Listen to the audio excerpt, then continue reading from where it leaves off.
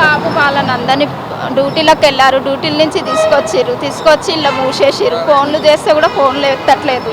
మేము మధ్యాహ్నం నుంచి వెతుకుతున్నాం పిల్లల్ని. కనీసం అదే తెలియట్లేదు. అలా ఉన్నారంట. ఉన్నంత మాత్రంలో అది వాళ్ళు చేసిన తప్పు కాదు కదా. చెప్పాలా కదా. మాకు పేరెంట్స్కి ఫోన్ చేసి ఇట్లా పట్టుకొచ్చినామని చెప్పారు. అసలు చెప్పలేదు. చూడటానే ఇవ్వట్లేదు మమ్మల్ని.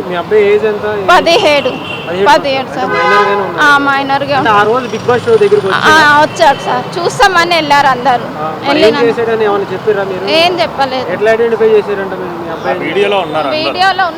అక్కడ టీవీ ఎవరో వీడియో తీశారు. అందులో ఈ పిల్లలు వేరే వాళ్ళు గొడవ పడుతుంటే వీళ్ళు ఆపుకుంటున్నారు. ఆ వీడియోలు వీళ్ళందరూ ఉన్నారు. ఒక 7-8 మెంబర్స్ వరకు ఉన్నారు. వీళ్ళందరినీ తీసుకొని వచ్చారు. చూసాం. వీళ్ళ తప్పేం లేదు. వీళ్ళు పగలగొట్టినట్టు అక్కడ ఏం లేదు. వీళ్ళ వీడియో ఇక్కడ గొడవ పడుతున్నారు చిన్నగా. పక్కన ఆర్టీసీ బస్సు ఉంది. అక్కడ బస్సు ఉన్నందున వీళ్ళందరూ అరెస్ట్ చేశారు. వీళ్ళు చేసినట్టు అంతే. వాళ్ళ మీద ఎఫ్ఐఆర్ బుక్ అయింది. ఇప్పుడు ఎఫ్ఐఆర్ బుక్ 16 to 18 మధ్యలో ఉంటారు. అంతే. మా అల్లుడు ఉన్నాడు. బాబు అబ్బాయి ఉన్నాడు. ఇప్పుడు ఎంతమందిని అరెస్ట్ చేశారు? ఒక 10-12 మెంబర్స్ ఉంటారు లోపల. చూడని ఇవ్వట్లేదు. అసలు ఎవరితో కాల్ చేసినా అసలు రెస్పాన్స్ ఇవ్వట్లేదు. ఏం లేదు. ఇప్పుడు ఏమంటే మళ్ళీ రేపు పొద్దున నాంపల్లికి కోర్టుకి వెళ్ళేసి పెనాల్టీ కట్టాలి, లేకపోతే బెయిల్ తీసుకోవాలి.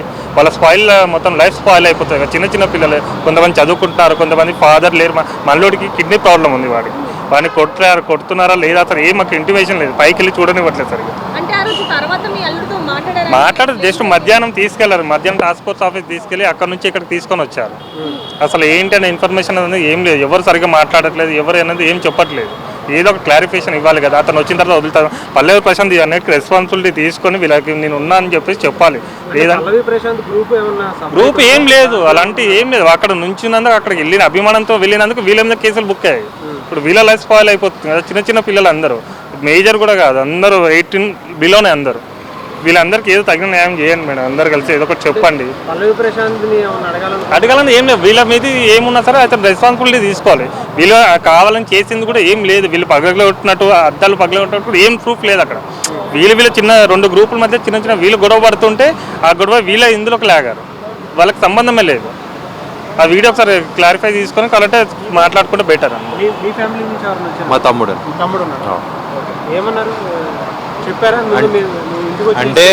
అంటే ఇక్కడ ఉందని కూడా చెప్పలే. మేము 2-3 పిఎస్లు ఎదుకున్నాం. అంటే మా తమ్ముడు ఏ పిఎస్ కూడా మాకు క్లారిటీ ఇంటికంటే ఆ టాస్క్ ఫోర్స్ వాళ్ళు వచ్చి తీసుకెళ్లారు. అంటే మాకు ఇంటిమేషన్ కూడా ఈ పిఎస్ తీసుకెళ్ళాం, ఈ పిఎస్లో కూర్చోబెట్టినాం. అంటే మీ తమ్ముడు ఇక్కడే ఉన్నాడని ఏం చెప్పలేదు. మేము బంజారా స్పేస్కి వెళ్ళాం. ఫస్ట్ అక్కడ లేడు. ఇక్కడికి వచ్చి అడిగితే మాకు తెలియదు ఏడున్నాడని. చెప్పట్లేదు అసలు ఎక్కడున్నారు అనేది. కింద కానిస్టేబుల్ని అడిగితే కొంతమంది అయితే పైన ఉన్నారు, మీ తమ్ముడు ఉండొచ్చు అని ఒక చిన్న ఐడెంటిఫై ఇచ్చిల్లు అంతే.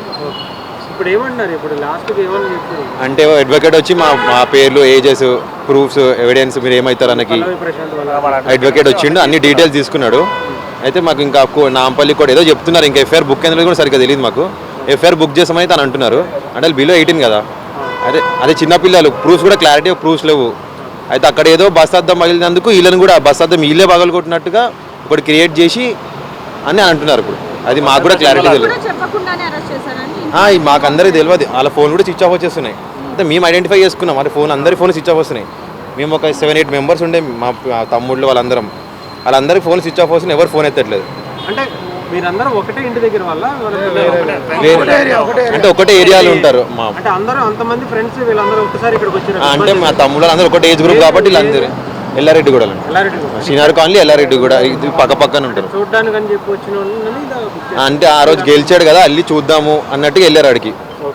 ఇది మ్యాటర్. పల్లవి ప్రశాంత్ వాళ్ళ అడ్వకేట్ ఏమంటున్నారంటే కేసు బుక్ అయింది, మీరు రేపు పొద్దున నాంపల్లి కోర్టుకు వచ్చేసి బెయిల్ తీసుకోండి, మీరే బెయిల్ అప్లై చేసుకోవాలి, ఇవన్నీ చూసుకోండి, మళ్ళీ 2-3 సంవత్సరాలు ఉండొచ్చు, కేసు తిరగాల్సి వస్తుంది, ఇవన్నీ చెప్తా ఉన్నారు. అంటే అది వాళ్ళ లైఫ్ స్పాయిల్ అయిపోతుంది కదా. దీనికి రెస్పాన్సిబిలిటీ పల్లవి ప్రశాంత్ తీసుకొని దీనికి నేను రెస్పాన్సిబిలిటీ తీసుకుంటాను. వీళ్ళందరినీ వదిలేసి అది రేపు ఎట్లనో మాట్లాడండి. మీరందరూ కూడా మాట్లాడాలి. వాళ్ళతో రెస్పాన్సిబిలిటీ తీసుకున్నట్టు మీరు అందరూ దయచేసి ప్రయత్నించండి, చేయండి మేడం. Thank you.